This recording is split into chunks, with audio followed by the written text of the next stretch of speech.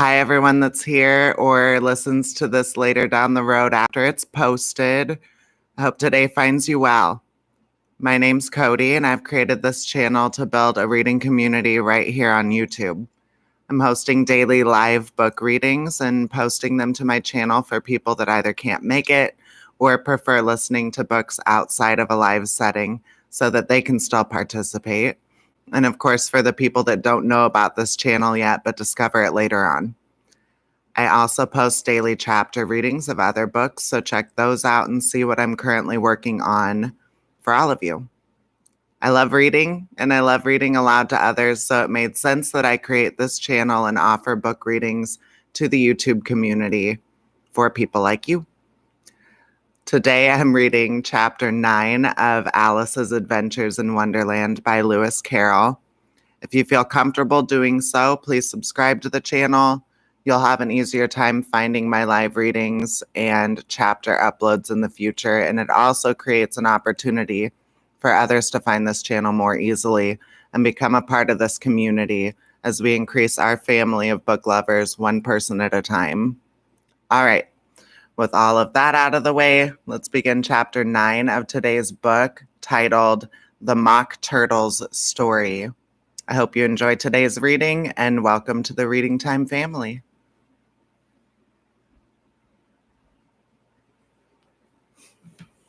The Mock Turtle's Story. "You can't think how glad I am to see you again, you dear old thing," said the Duchess, as she tucked her arm affectionately into Alice's, and they walked off together. Alice was very glad to find her in such a pleasant temper, and thought to herself that perhaps it was only the pepper that had made her so savage when they met in the kitchen. "When I'm a duchess," she said to herself, not in a very hopeful tone, though, "I won't have any pepper in my kitchen at all. Soup does very well without. Maybe it's always pepper that makes people hot-tempered." She went on, very much pleased at having found out a new kind of rule, and vinegar that makes them sour, and chamomile that makes them bitter, and barley sugar and such things that make children sweet-tempered. I only wish people knew that. Then they wouldn't be so stingy about it, you know. She had quite forgotten the Duchess by this time, and was a little startled when she heard her voice close to her ear. "You're thinking about something, my dear, and that makes you forget to talk. I can't tell you just now what the moral of that is, but I shall remember it in a bit."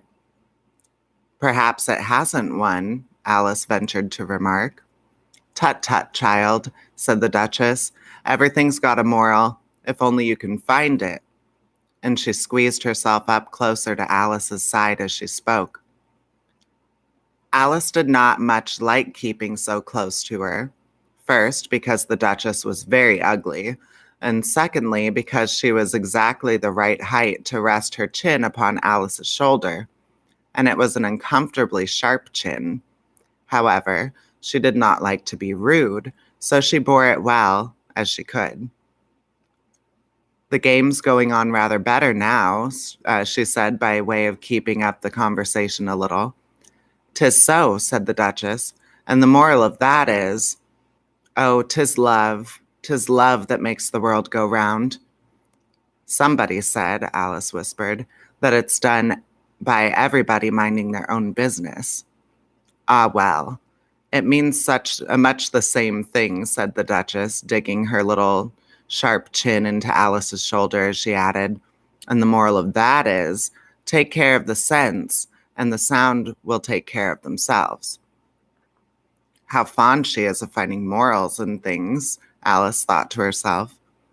"I dare say you're wondering why I don't put my arm around your waist," the Duchess said after a pause. "The reason is that I'm doubtful about the temper of your flamingo. Shall I try the experiment?"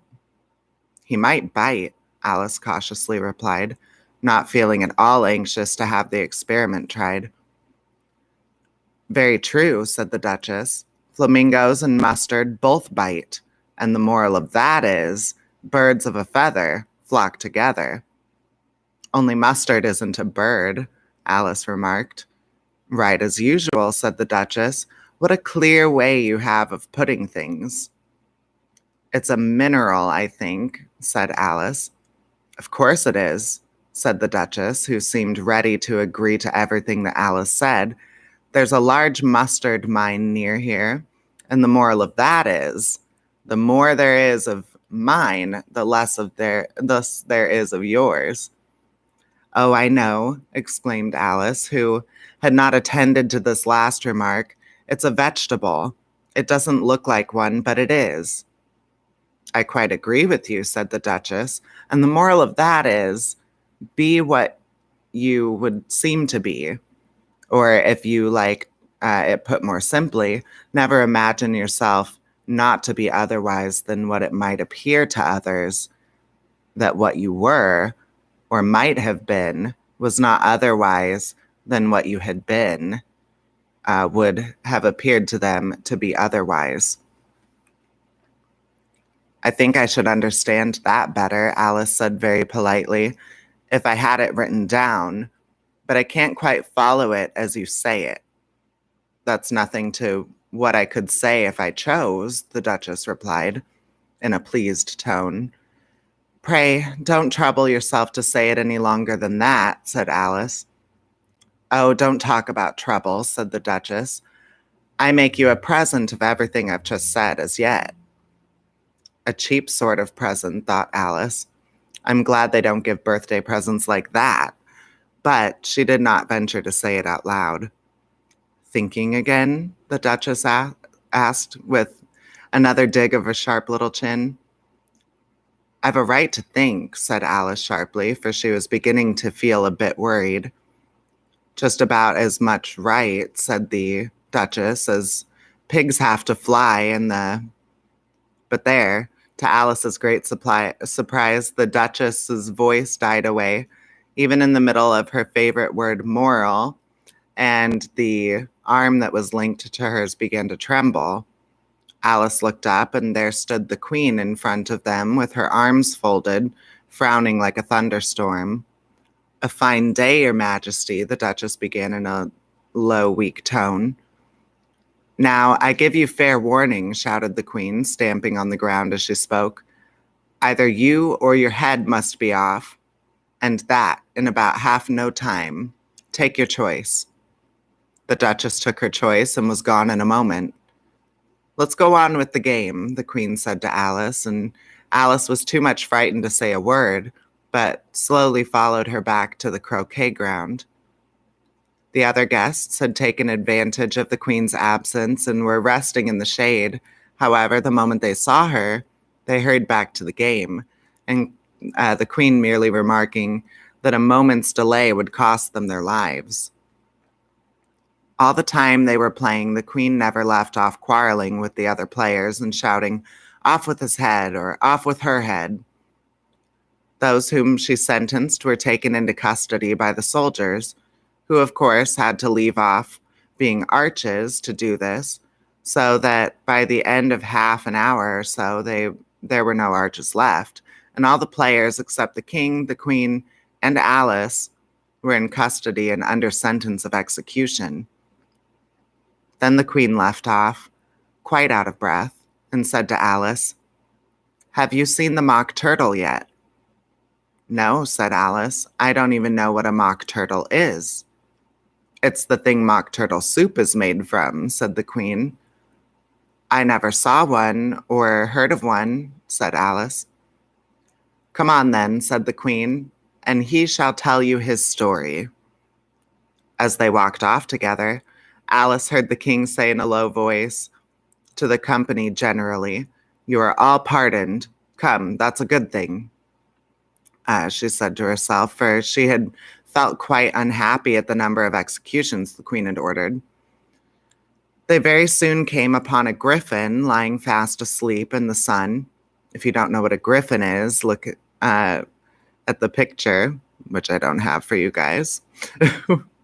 "Up, lazy thing," said the Queen, "and take this young lady to see the mock turtle and to hear his story. I must go back and see after some executions I have ordered." And she walked off, leaving Alice alone with the griffin. Alice did not quite like the look of the creature, but on the whole, she thought it would be quite as safe to stay with it as to go after that savage queen. So she waited. The griffin sat up and rubbed its eyes. Then it watched the queen till she was out of sight. Then it chuckled. "What fun," said the griffin, half to itself, half to Alice. "What is the fun?" said Alice. "Why, said the griffin. "It's all her fancy, that. They never executes nobody, you know. Come on." "Everybody says come on here," thought Alice, as she went slowly after it. "I never was ordered so much about in my life. Never." They had not gone far before they saw the mock turtle in the distance, sitting sad and lonely on a little ledge of rock, and as they came nearer, Alice could hear him sighing as if his heart would break. She pitied him deeply. "What is his sorrow?" she asked the griffin, and the griffin answered, very nearly in the same words as before. "It's all his fancy, that. He hasn't got no sorrow, you know. Come on." So they went up to the mock turtle, who looked at them with large eyes full of tears, but said nothing.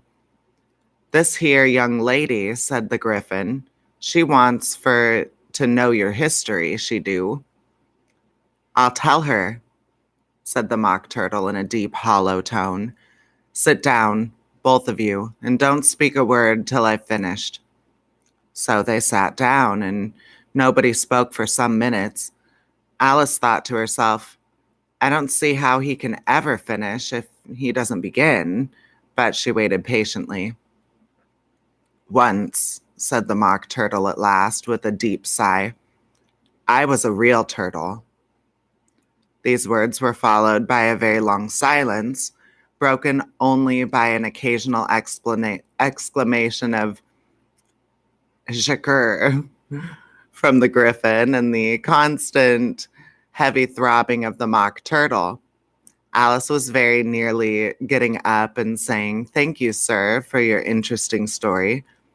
But she could not help thinking there must be more to come, so she sat still and said nothing. "When we were little," the mock turtle went on at last, more calmly, though still sobbing a little now and then, "we went to school in the sea. The master was an old turtle. We used to call him Tortoise." "Why did you call him Tortoise if he wasn't one?" asked Alice. "We called him Tortoise because he taught us," said the mock turtle angrily. "Really, you are very dull." "You ought to be ashamed of yourself for asking such a simple question," added the griffin. And then they both sat silent and looked at poor Alice, who felt ready to sink into the earth. At last the griffin said to the mock turtle, "Drive on, old fellow. Don't be all day about it." And he went on in these words. "Yes, we went to school in the sea, though you mayn't believe it." "I never said I didn't," interrupted Alice. "You did," said the mock turtle. "Hold your tongue," added the griffin. Before Alice could speak again, the mock turtle went on. "We had the best of educations. In fact, we went to school every day." "I've been to a day school too," said Alice. "You needn't be so proud as all that." "With extras?" asked the mock turtle a little anxiously. "Yes," said Alice, "we learned French and music." "And washing?" said the mock turtle. "Certainly not," said Alice indignantly. "Ah, then yours wasn't a really good school." So now, at ours, they had the end of the bill, French, music, and washing, extra.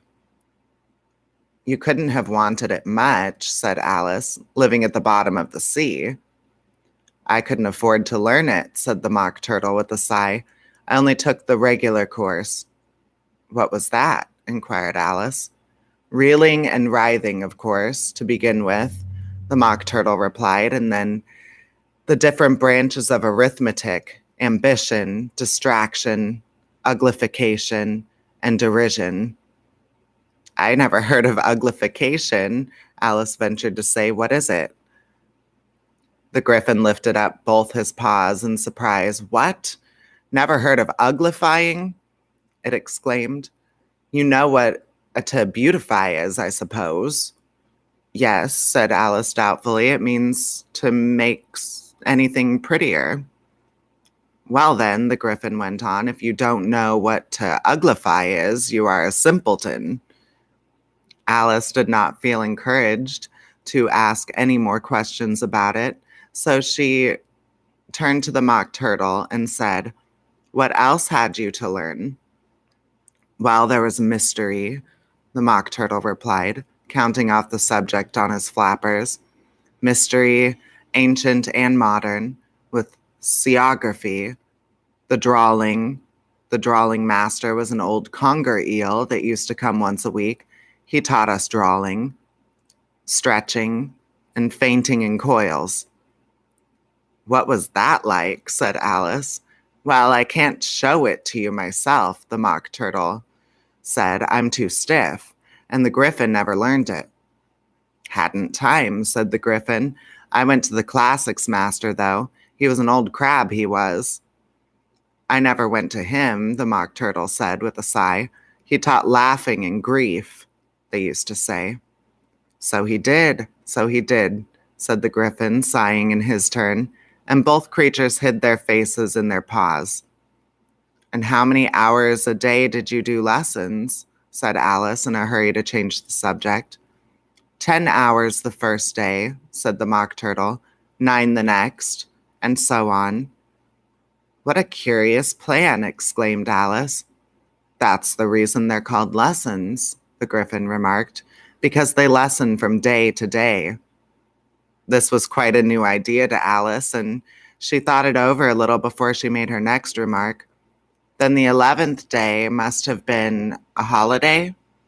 Of course it was, said the Mock Turtle.